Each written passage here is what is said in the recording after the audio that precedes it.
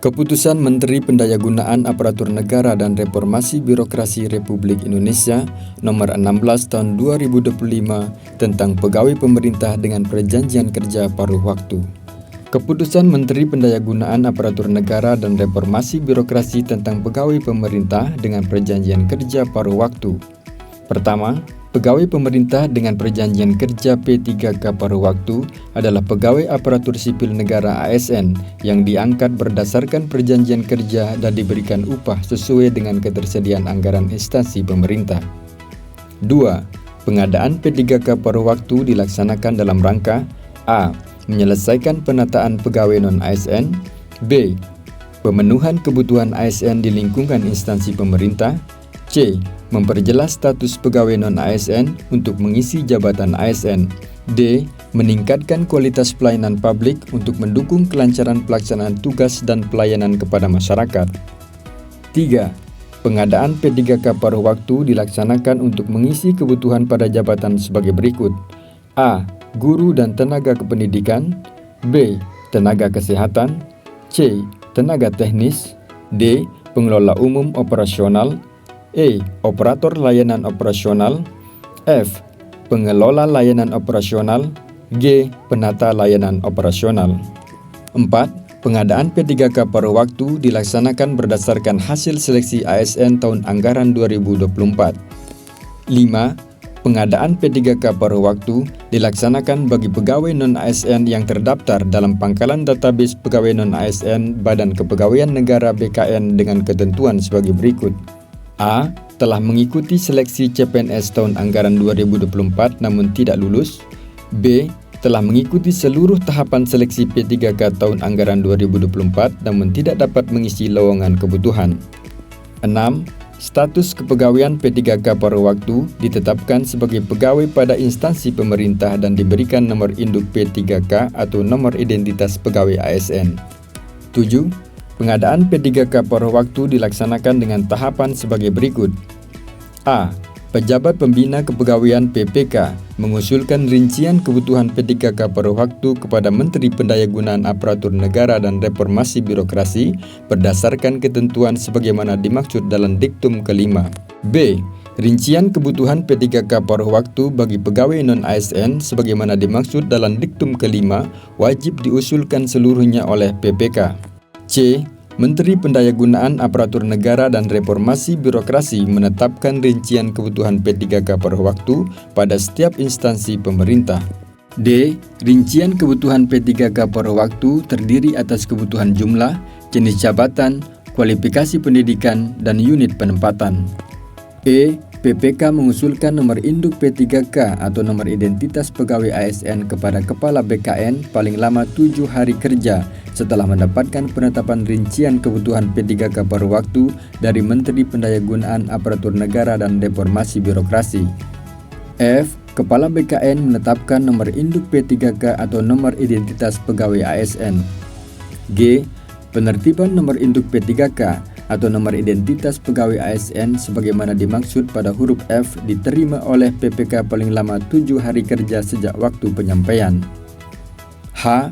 PPK menetapkan pengangkatan P3K paruh waktu sesuai dengan ketentuan peraturan perundang-undangan. 8. Dalam hal pegawai non-ASN diusulkan menjadi P3K paruh waktu tetapi di kemudian hari A. Mengundurkan diri. B. Dianggap mengundurkan diri karena tidak menyelesaikan kelengkapan dokumen dalam batas waktu yang ditentukan oleh surat edaran Kepala BKN. C. Meninggal dunia. PPK membatalkan proses pengangkatan yang bersangkutan. 9. PPK dapat memberikan kuasa untuk mengangkat P3K paruh waktu sebagaimana dimaksud dalam diktum ke-7 huruf H kepada pejabat yang ditunjuk di lingkungan untuk menetapkan pengangkatan P3K paruh waktu. 10. Pejabat yang ditunjuk sebagaimana dimaksud pada diktum ke-9 adalah pejabat pimpinan tinggi media yang membidangi kesekretariatan untuk instansi pusat. 11. P3K paruh waktu yang telah diangkat dan ditetapkan berdasarkan keputusan sebagaimana dimaksud dalam diktum ke-7 huruf H melaksanakan tugas jabatan berdasarkan perjanjian kerja. 12. Perjanjian kerja sebagaimana dimaksud pada diktum ke-11 paling sedikit memuat A. Nama jabatan. B. ekspektasi kinerja, C. unit kerja penempatan, D. skema kerja, E. masa perjanjian kerja, F. hak dan kewajiban, dan G. sanksi. 13. Masa perjanjian kerja P3K paruh waktu ditetapkan setiap 1 tahun yang dituangkan dalam perjanjian kerja sampai dengan diangkat menjadi P3K. 14. PPK menetapkan jangka waktu kerja dan jam kerja P3K paruh waktu sesuai dengan ketersediaan anggaran dan karakteristik pekerjaan. 15. Keputusan pengangkatan sebagaimana dimaksud dalam diktum ke-7 huruf H dijadikan sebagai dasar dimulainya masa perjanjian kerja P3K paruh waktu dengan instansi pemerintah. 16. P3K paruh waktu melakukan perencanaan kinerja untuk menyusun sasaran kerja pegawai atau SKP sesuai target dalam perjanjian kerja. 17. Evaluasi kinerja triwulan dan tahunan P3K paruh waktu dilakukan berdasarkan capaian kinerja organisasi. 18. Hasil evaluasi kinerja sebagaimana dimaksud pada diktum ke-17 digunakan sebagai pertimbangan perpanjangan perjanjian kerja atau pengangkatan menjadi P3K.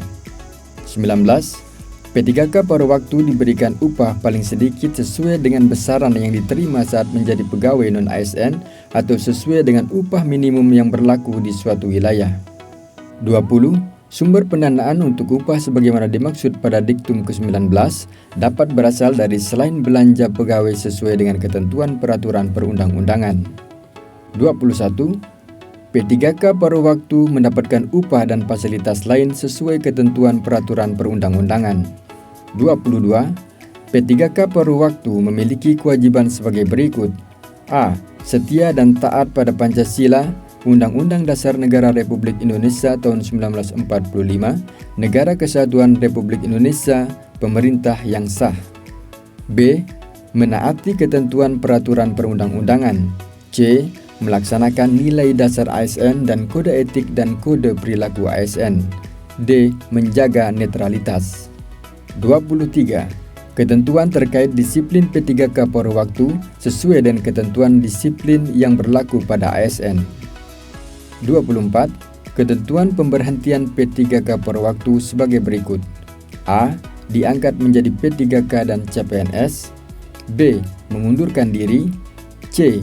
Meninggal dunia. D. Melakukan penyelewengan terhadap Pancasila dan Undang-Undang Dasar Negara Republik Indonesia tahun 1945. E.